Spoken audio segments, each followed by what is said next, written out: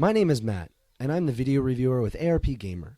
Recently, Blair and I had the opportunity to sit down with Ryan and Ryan, developers for the upcoming Delver's Drop.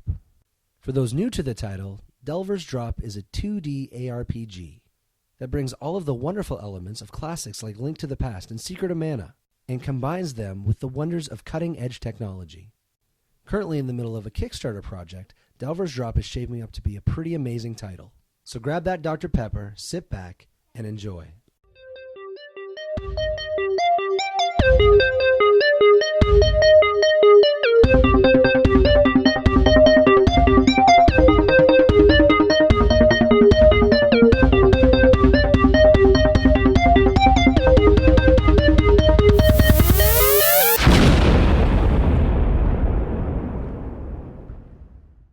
So first of all, tell us a little bit about Pixelscopic, how that started, and then tell us where you guys are from and about yourselves.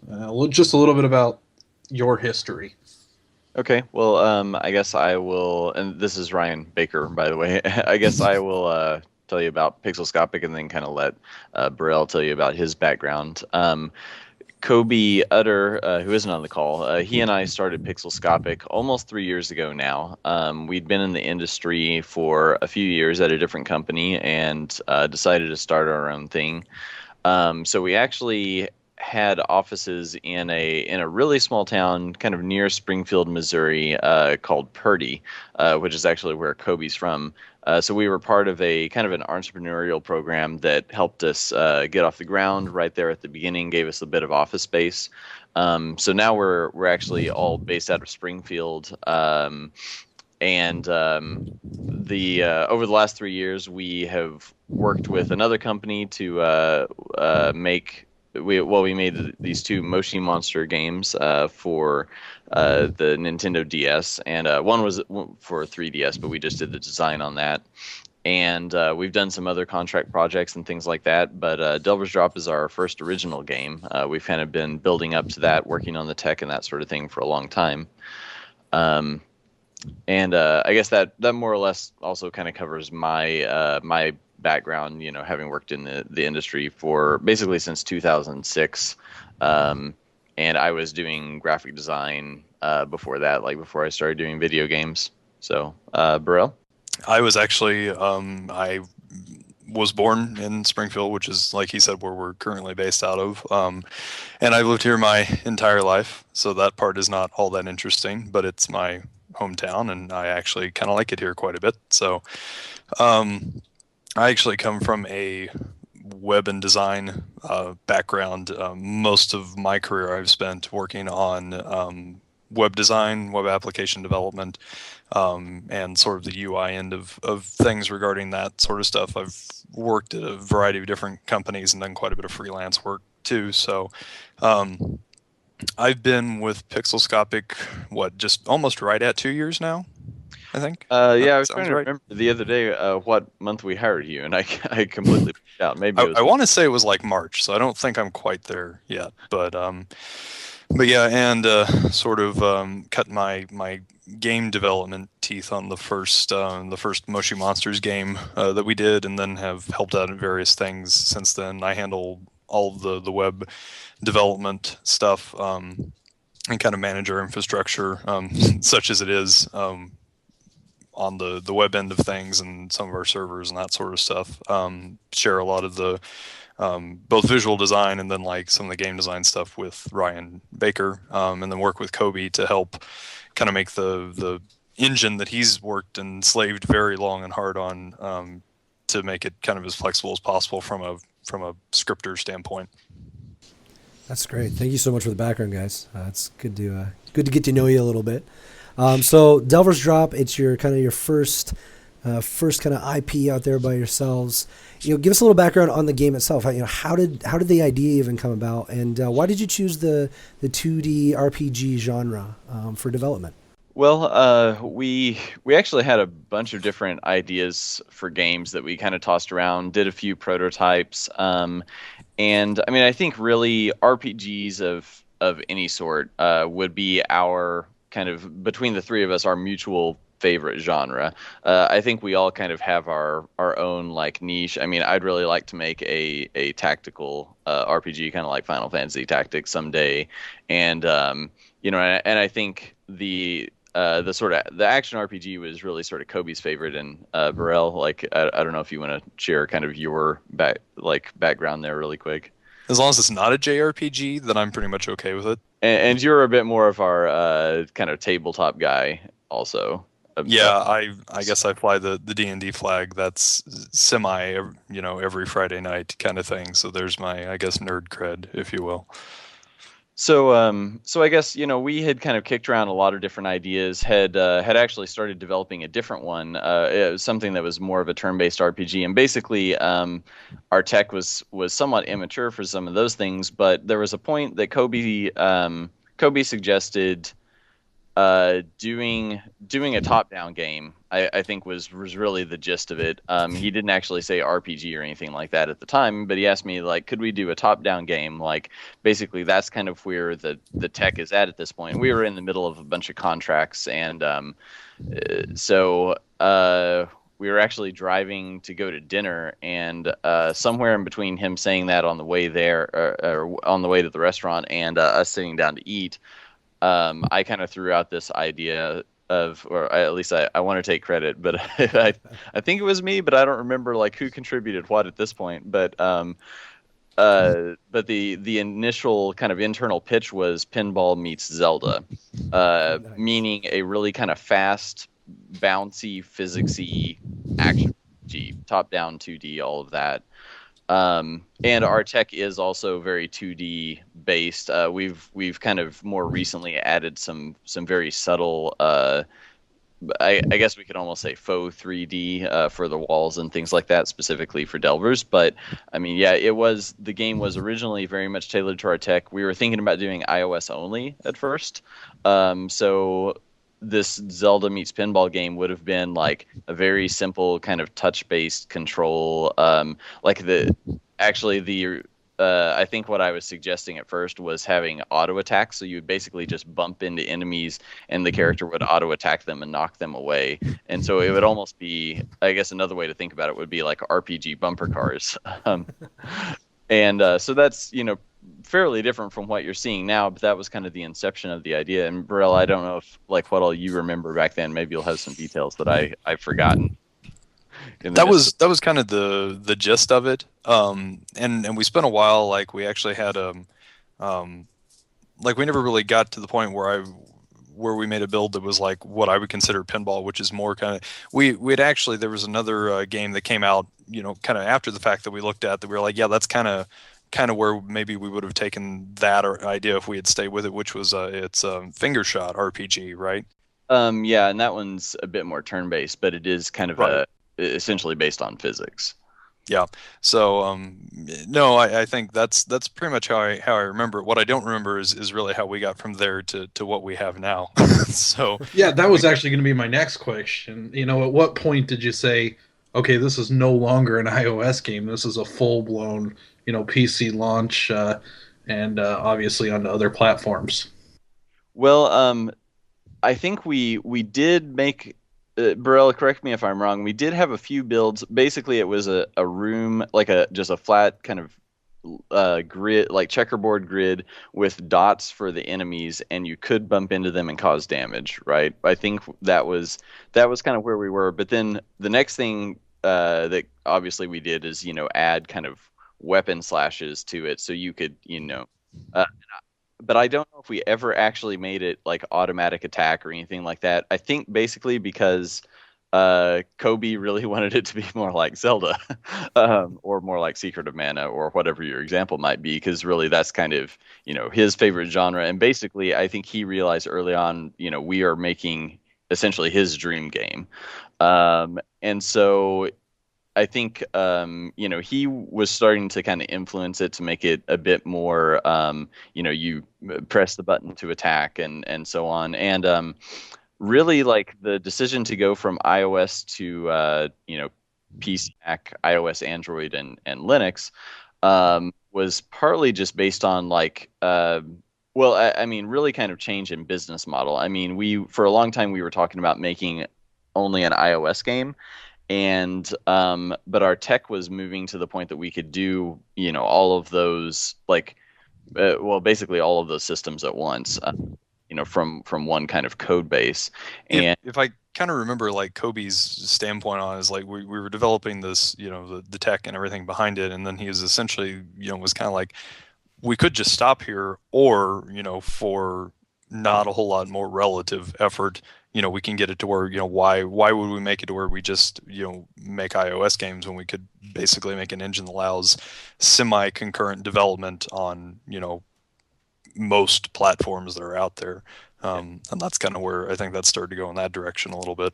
So yeah, I think Kobe's second passion is really developing a highly flexible engine that that maybe we didn't really need, at the time, but that's where it started to go, and I think what we have now is if anything too flexible in some instances. So it's actually, he's done a really kind of mind-boggling job of exposing the vast majority of properties and things like that to the scripting side of things for tuning, as opposed to just having them all compiled straight into the game itself.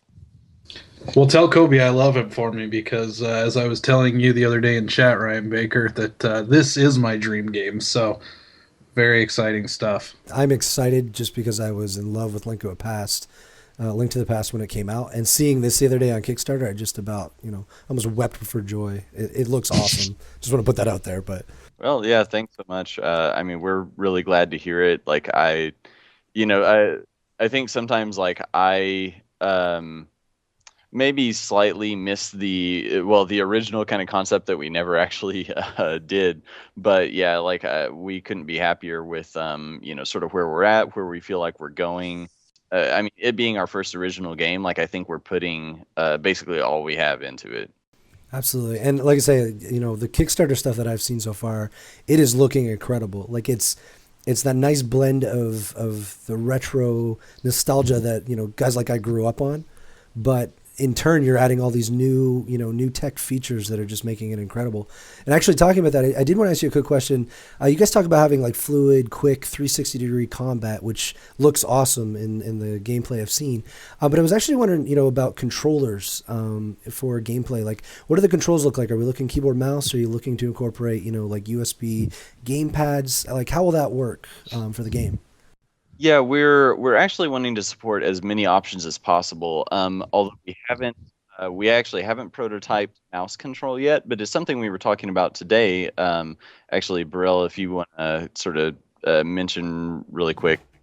Oh yeah, well, we were so not to get off on a real tangent, but I'd actually received an email from Craig from the who has reclaimed the Ocean marketing account, if you remember that whole story, but works for ARPGamer, and had some questions about how the game is or is not accessibility minded, and what points on that we hit. And part of that was the controls, and how what control schemes we were going to use, what options we had for that. When we went to PAX, we actually, we had Xbox controller was what we were using to let people demo that very, very, very early build that we had there. So definitely, and the way that we test it now is all keyboard based, WASD, directional keys, spacebar, that sort of thing. So that's what we have in place right now. We were actually just talking today. Baker had some ideas about, how we could do, basically mouse only, both because that's something that is an accessibility thing, but then also is one more option to allow people to play, the way they want to play on it. So, and obviously the things that go with that, key mapping for the keyboard options, and then, some options probably for changing how your gamepad is configured, maybe different button configurations on that and that sort of thing. I'm all about customizing how you want to play, and so I mean, there are definitely we have to make it work for this style of game. Obviously, I wouldn't want it to control like Diablo, for instance, where you kind of click and the character moves. Yeah. So yeah, we've been showing the game at conferences and so on with just using an Xbox controller plugged into the PC. So the way that the controller mapping works right now would be that on the you can move the character with the left stick or the D-pad. Just kind of your choice. You can swap between them at really any time if you want to. And then there is a primary action button. We're still kind of deciding what the true mapping will be when we release, like what the default mapping will be. Although we hope to allow gamers to change that in our menus. But so you'll have one button, face button for your standard attack. You'll have a second face button to use your sub item, which could be bombs or a wand that you pick up, and so on. You'll have a small queue of those items that you can hold 5 or so at a time, and you can switch that queue using the triggers or bumpers. So it'll kind of rotate the queue, and then you can use the X button or whatever it happens to be to then use that item. And then we'll use one of the other face buttons, probably Y, for your special attack for your class. And some classes may have a different perk, like it may not actually be an attack, but most of the time it will be some kind of special move. And those are the basic controls, kind of your movement, 3 actions, and changing your item queue. So talk to me a little bit about what's inspired your art and why you chose this art style. A really quick background. I did both graphic design and painting. Like that was my major in college back when I wasn't really even thinking about doing video games anymore. So, I definitely, I think, have the tendency to try to bring kind of a traditional painting, oil painting style to whatever I happen to be doing. And so this really kind of was an opportunity to try to do that again, because it's I wanted to do something that was kind of cartoony and fun in some ways, in terms of like really kind of accessible, fun character designs and some really fun, silly looking monsters like the little goblin guys. I think something we had talked about was we had thought off and on about doing a pixel art game, and I did pixel art for a really long time as well at my previous job, and then with when we worked on the Moshi Monster games before this, and really liked that, but just kind of felt like it didn't necessarily apply to the game, this game that we were making.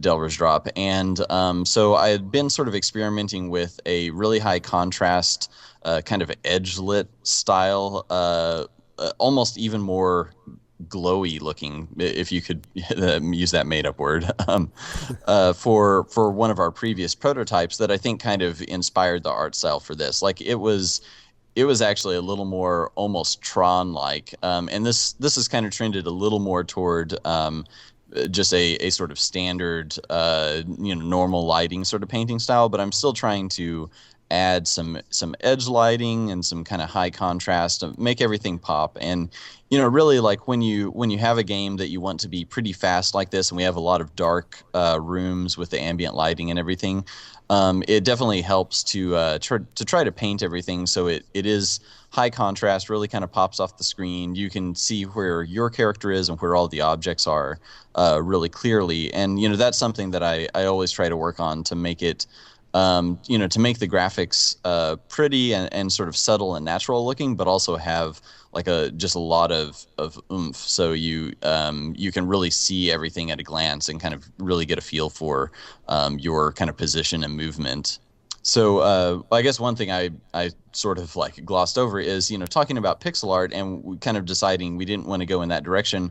I've also been trying, especially with the environments, to kind of give the art low color numbers to give it that really sharp, crisp look I was just talking about, but also so that it, in a way, it kind of mimics pixel art with these small kind of like, little fleck of stone, just like it might be a triangle or something instead of a square, but it has the same function that a pixel would if you were trying to make these graphics as pixel art. You would have a really sharp highlight edge in a single pixel, and then like one little pixel here to show like a chip in stone.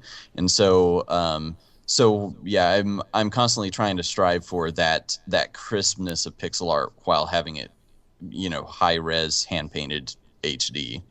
I know that I'm excited for the art because, again, it to me it's a marriage of the old school stuff we grew up with and some modern concepts, and it looks great.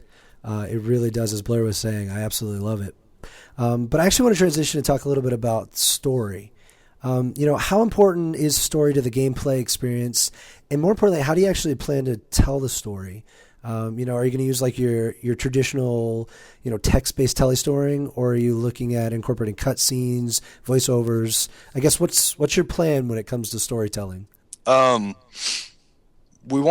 of all, we want it to be a pretty. I mean, it's everyone is really interested over the what they've seen as far as like the gameplay and the fact that, I mean, one of the main characteristics of this is the fact that it's using quote unquote real physics in the 2D space and that sort of thing, and that's that's one of the main draws of this game that we're working on.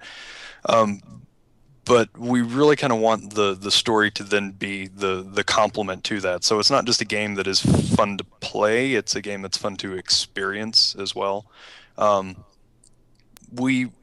Because the game is going to have kind of the roguelike random generation for the game session that you have, the story will be revealed sort of in pieces based on what you're able to experience in any given playthrough.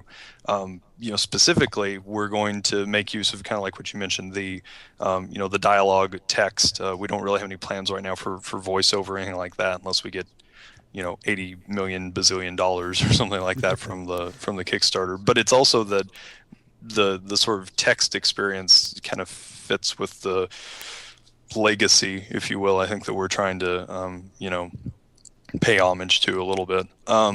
Well, and I think, what you said earlier about how, I guess implied that, JRPGs aren't exactly in your wheelhouse, but, I think we all really liked Chrono Trigger and how it handled displaying text. Right, definitely. We want to get away from the pure talking heads, especially the stuff that takes 40 days to scroll through the text, and eventually you just don't care anymore and that sort of thing. But we want to do a combination of you have encountered an NPC or some sort of scripted event kind of thing, but then also more of an implied story in some areas where you just sort of enter a room and you see this event that has taken place or the after effects of it or something like that, and to use that sort of image that you see to imply the events that have taken place in a particular area. We're not entirely certain right now exactly how many different zones we're going to have through the playthrough, but we want each zone to have sort of its own sub-story in addition to the overarching story from start to finish, that you may or may not really get a whole lot of, depending on the choices that you make in any given playthrough and just the sheer luck of the draw randomization too. Because we kind of want that to be one of the main features that keeps people playing, is they want to know more about the story. They want that draw of having something different happen to them the next time they start up and pick a new character. Yeah, and I think jumping off that, we want some specific details to pop up based on which character class you happen to be playing, both about that class's kind of story, and unique things that they may find that are somehow like tailored to that class that reveal the overarching story as well. So you might actually have to play with all classes to kind of reveal all those facets. And some things will be more environmental. Some, if you approach an NPC, we're actually going to have some text boxes that do pop up on screen, but they're going to kind of float almost in the game space. So you can, like Chrono Trigger, choose to walk away from that character, and the text box will just kind of fade from view. We're also going to have some what we would call like environmental sounds that will kind of pop up in text boxes, so you can actually and I mean some of those will actually be audio as well. But so basically, like, you might hear something happening kind of elsewhere in the dungeon, sort of through the walls very faintly, and so on, and kind of use that to tell a more ambient environmental story as well. Touching on the area just a little bit, is there an overworld, or is everything going to take place inside of the dungeons? As far as like an overworld map, that you think of traditionally in the Zelda Secret of Mana, those sort of things, it's not anything that we've really had an eye towards, at least last company status call, that I was aware of. Well, and really just, I mean, the decision for that was just to keep scope limited. Mm-hmm. Yeah. I mean, it's something we're we going would to love have do. some sort of a map indicator, but we've actually tossed around the idea of, because we want you to feel kind of lost, at least for part of the game, and that it's more about you exploring and trying to remember where you've been, that maybe we don't make the map or the complete detailed map the standard part of your sort of in-game menu. That's kind of one of the more finite details that we've yet to work out. Maybe it's something that's a perk for a specific class after you've played them for a while. There's several different ways we can approach that I think are pretty interesting and still useful, but kind of out of the norm too. You've mentioned classes a little bit. Can you expand a little bit on how the classes will be unique and how that impacts what you see of the dungeons and the story and those type of things? Yeah, we have a bunch of different class ideas. The three that we've announced so far are the Rogue, the Sorcerer, and the Gladiator. And so I'll just kind of explain how those three are different. Some of the other classes will be Kickstarter backers will help decide those. So I don't want to reveal too much too soon. But And Ryan, that's out of 5 classes, correct? You're planning on doing 5 currently?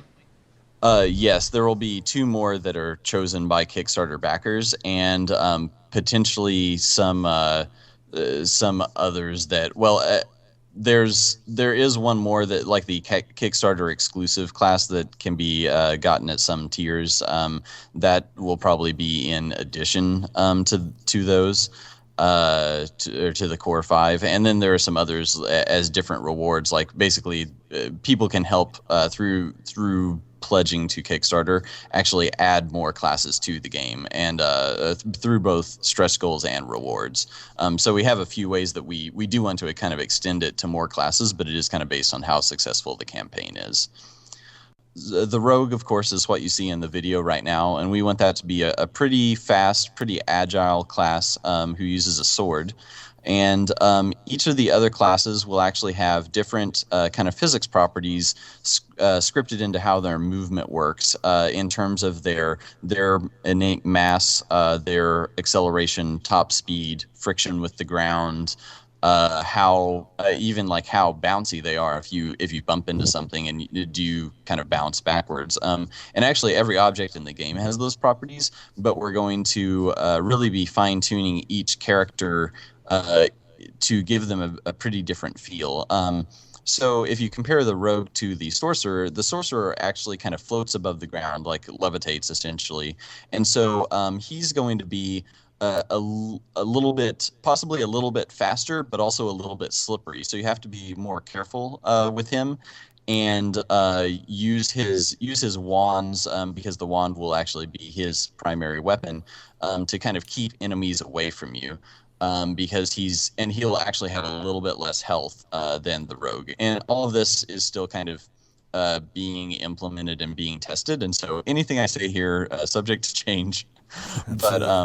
But that's the current plan. And then the Gladiator would actually be a bit slower, and we want him to feel way heavier than the other classes, but he'll have a lot more traction, a lot more mass. Like if an enemy hits him, he's not really going to move, or even an explosion isn't going to knock him back as far as the other 2 classes. And then he'll have a hammer as a primary weapon, which we're using kind of as a big, kind of powerful, slight area of effect. Like basically he can pound the ground and kind of send enemies flying away from him. So even though he's slow, he can kind of crowd control in that way by basically just batting the enemies backwards. And so, those are some of the primary differences. And every class will actually be able to pick up sub-items that are essentially the other class's weapons. So the Rogue can actually find wands, and we show that in a couple of the video segments. But those will mainly be limited use.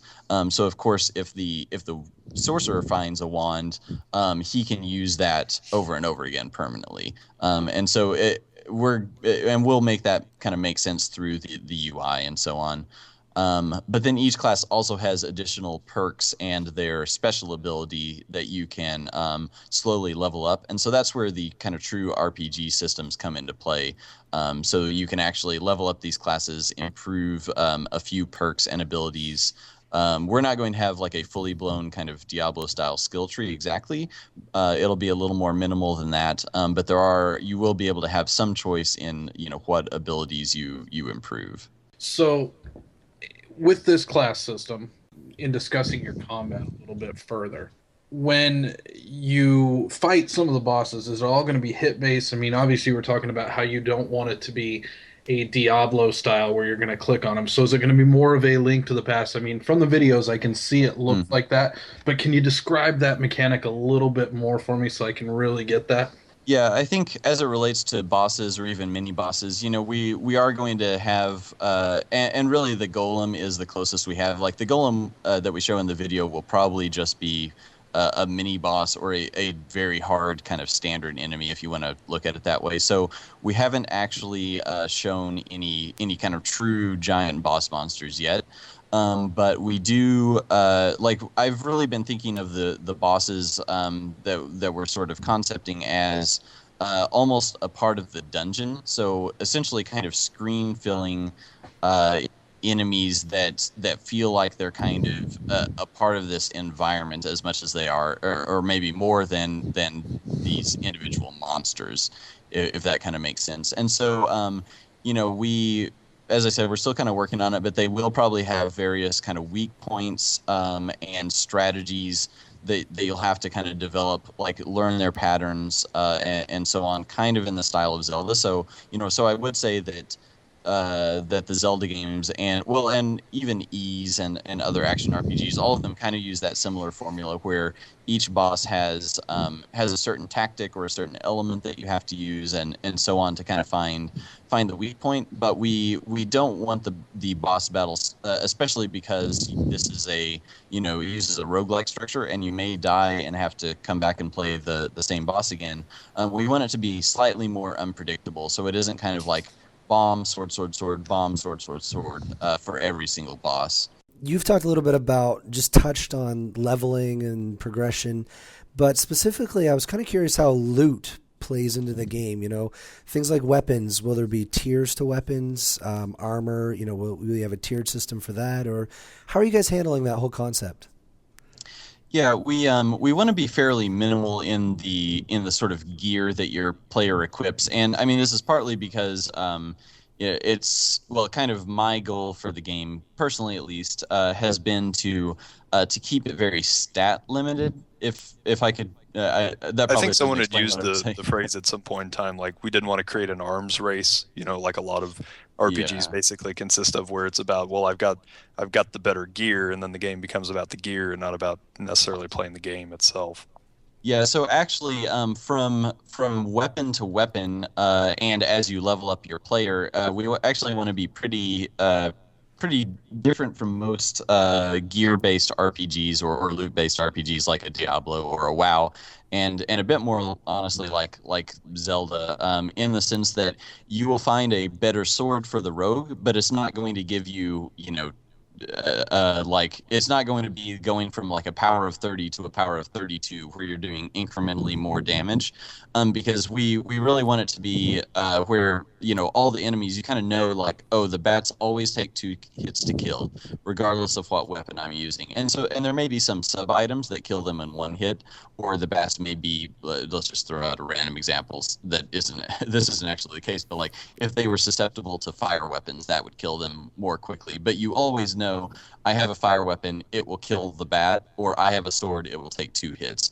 You will be able to find some other equipment, but we instead of finding better armor, we're actually going to have shield fragments that you can pick up to kind of add to your shield, but those are depleted whenever you take hits. So it's kind of like your health bar has hearts and then it has shields, and you actually want to try to keep all of your hearts, because finding health pickups are going to be much more rare, and so your shield meter is actually it's a little bit more expendable and also that kind of takes the place of armor. Like you're constantly replenishing it as almost like a form of HP.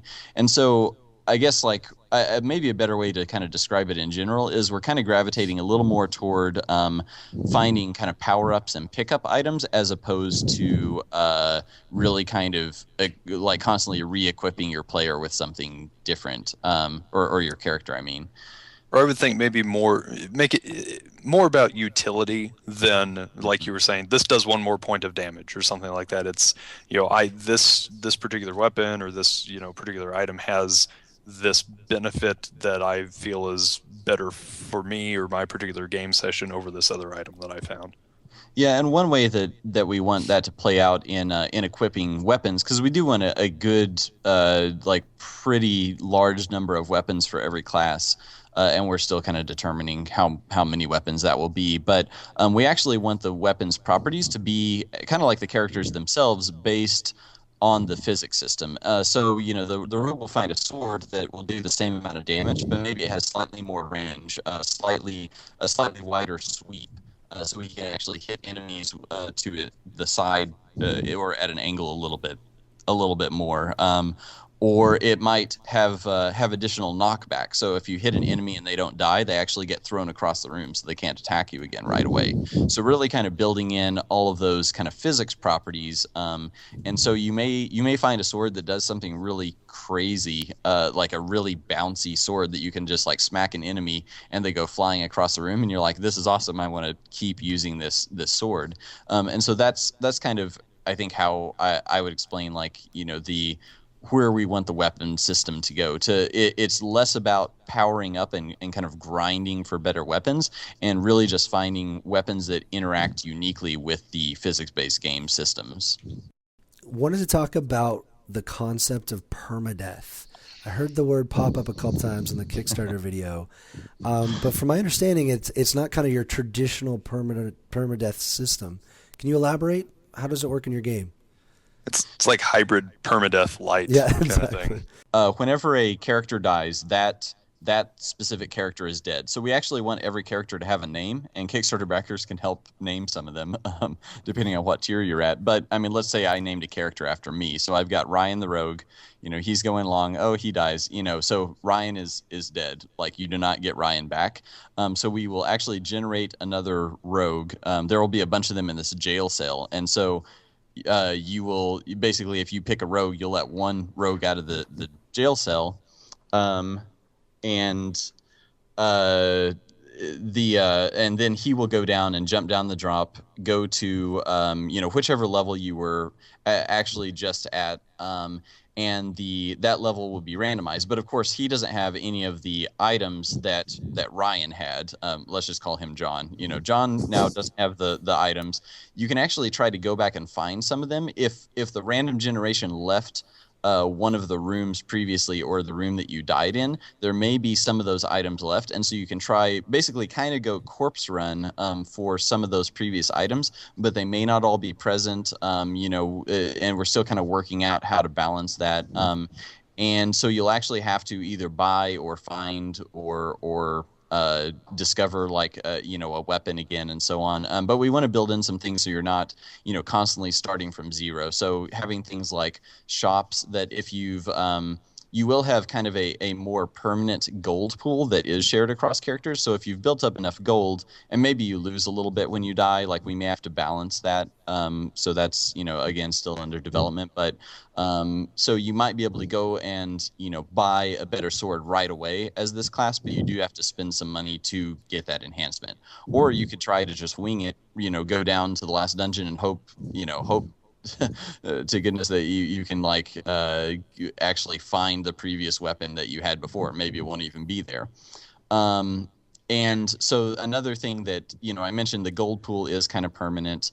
The classes leveling that you have done so far with the experience and choosing their perks and so on, that is also permanent for the class. So while we generate a new rogue with no items or weapons, after you die, he will keep at least most of the perks that his previous incarnation had. And so basically we're trying to build in kind of semi-forgiving permadeath. So, and a lot of games have done, like, we're trying to kind of pull inspiration from, even a game like Demon Souls had permadeath, but you could try to go back and kind of restore the souls that you had collected by finding your previous corpse, I believe. So it's actually kind of a similar idea. Let's shift gears in the combat just a little bit and talk to me a little bit about co-op, because that's something that seems to be very, very popular in the comments. But you mentioned a pet system. I believe you called it a companion mode. And talk to us about what abilities your pet will have and the limitations that your pet will have, because it seemed that the pet wouldn't be a full-on fighter, or it wouldn't help you in a lot of the puzzles. Yeah, and so basically, and this is something that is very kind of early, and we may not even be able to do if the stretch goal isn't met, or it might be something we have to add much later after the game is released in some form of expansion, unless we do meet the listed stretch goal. So basically, I mean, I think a lot of people are actually really looking for another co-op game, kind of like the Four Swords games, the Zelda games. And, basically, if you do that kind of co-op, especially for puzzle solving or boss battles that require 4 players, you really have to design the entire game that way. And, that's something that I think we would really enjoy to doing at some point. Like, it would be a really cool game to make. But unfortunately, that it really isn't this game. So we, and again, it's kind of a way for us to try to limit scope, not bite off more than we can chew in terms of, keeping the game on schedule and so on. And so that was the reason that the primary campaign is 1 player only. But what we want to develop is a set of pets and familiars and kind of phantom beings that the primary player can summon, and we're still kind of working on the mechanic for that, but it might be either some kind of, like, basically something that you have to charge up to use the ability, and then it will have a cooldown.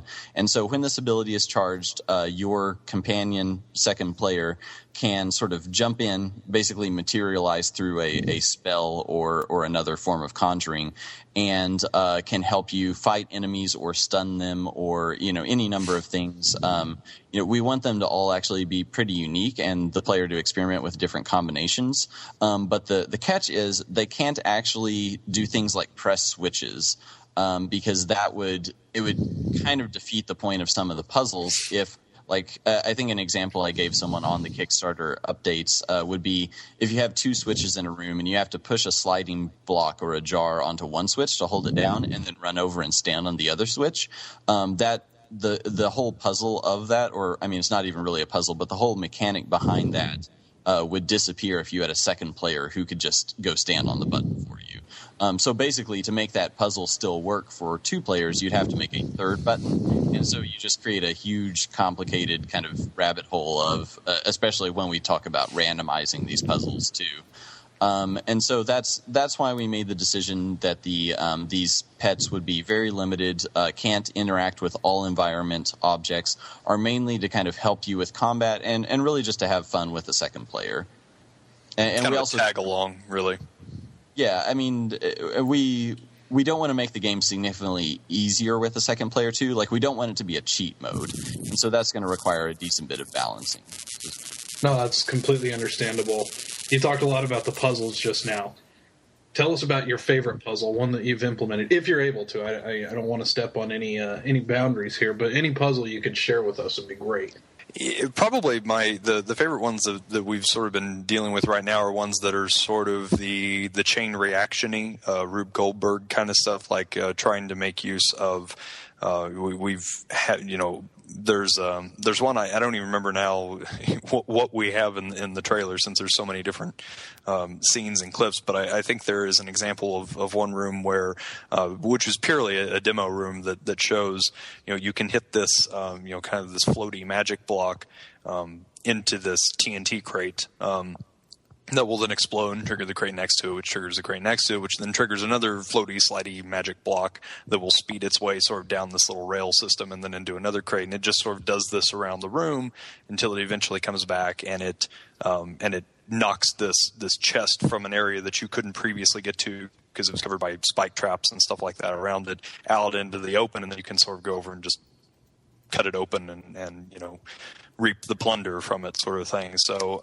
I think anything that we're going to be doing that makes use of the inherent physics of the game are more difficult to try and design, because for instance, if you think of it in a 3D game where that is the real physicsy space in which you're living and playing in, I think of the much recycled Valve puzzle where it's here's this seesaw and you have to put enough bricks or whatever on this end of things. I mean, you can't entirely predict how that's going to happen 100% of the time, just because it's of the nature of the physics and that sort of thing. So a lot of it's going to be interesting reactions and probably have multiple sort of solutions that you can have to get past it. Talk to me about the randomness of the dungeons. I read in the Kickstarter that the dungeons, I can't remember exactly how I read it, I'd have to pull it up,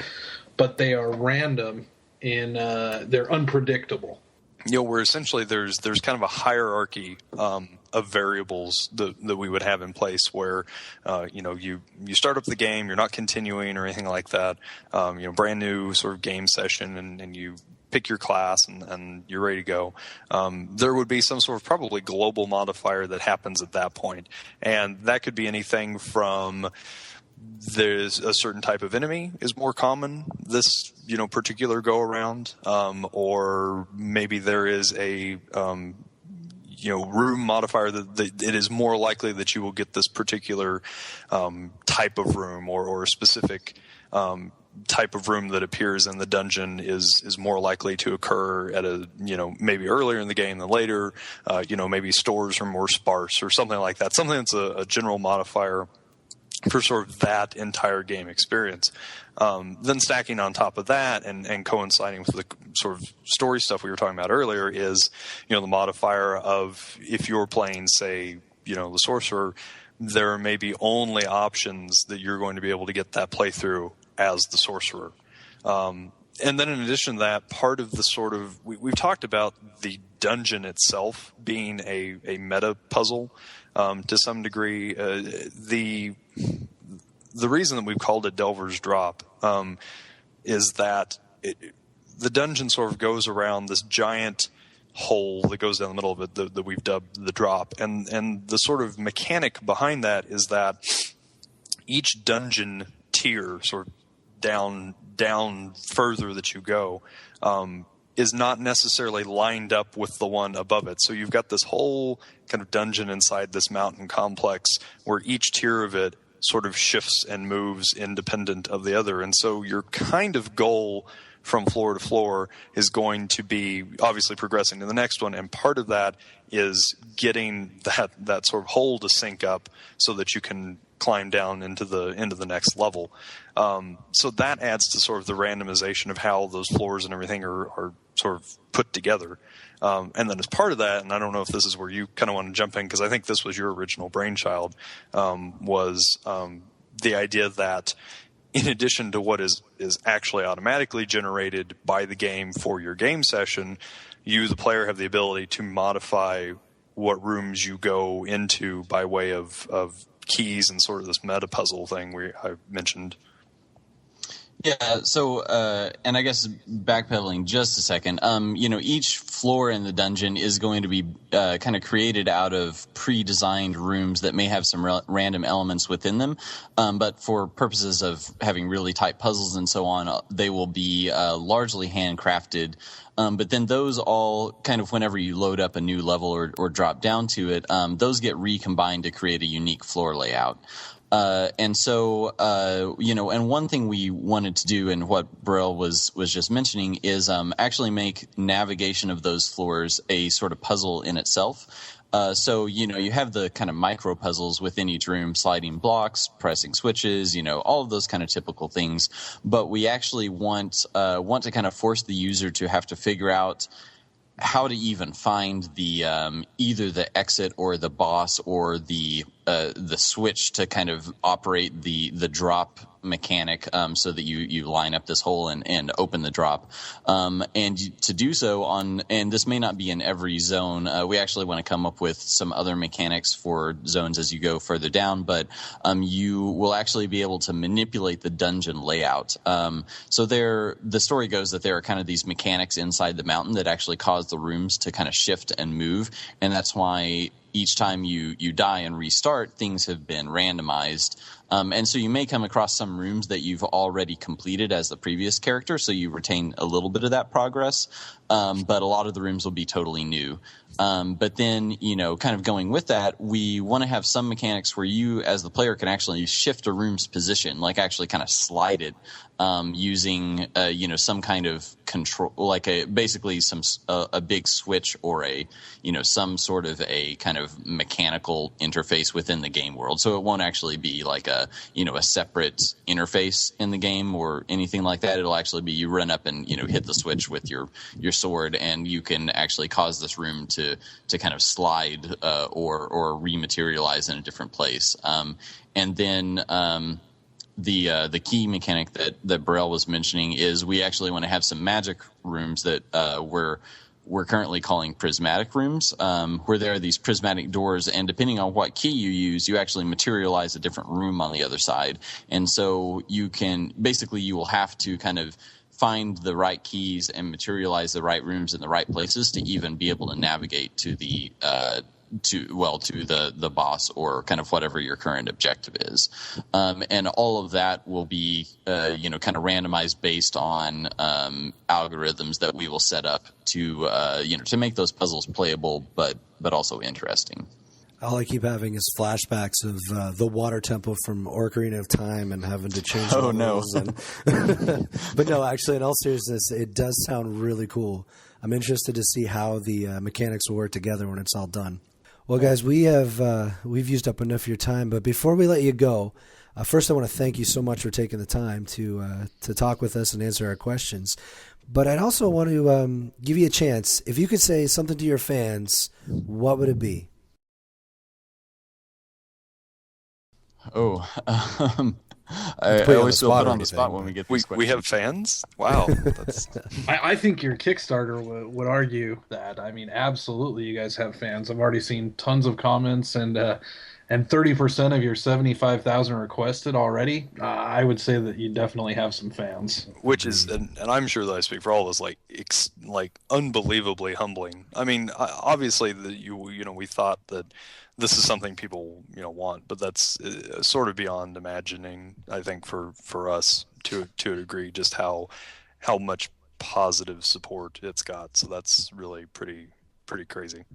Yeah, and we've been doing contract work for a long time, really trying to kind of grassroots garage dev this kind of original game, and then to have it kind of finally be shown publicly. I mean, we had kind of a similar story at PAX where we had really good reception at PAX Prime last year, just kind of showing up with a super early build of the game, like way earlier than what you see in the demos, and it's just like, yeah, the fans at PAX and our Kickstarter supporters, we can't thank them enough. And really, I mean, this game is for them. Like, obviously it is our dream game, but it sounds like, based on everyone's kind of response and even the the response that it sounds like you guys have had, that it's a lot of other people's dream game as well. And we really want to, I think, I guess, fulfill that sort of promise and make the game as good as possible, and make sure that when it comes out, that people are still saying, like, yes, this is my dream game, like, and it's finally kind of been made by someone. And yeah, so I think that's it. Kind of, we have a lot of responsibility there, but also it's it's a great feeling to know that you're making something that that people want to see happen. And so I guess, if anything, we just want to say thanks for all of the support.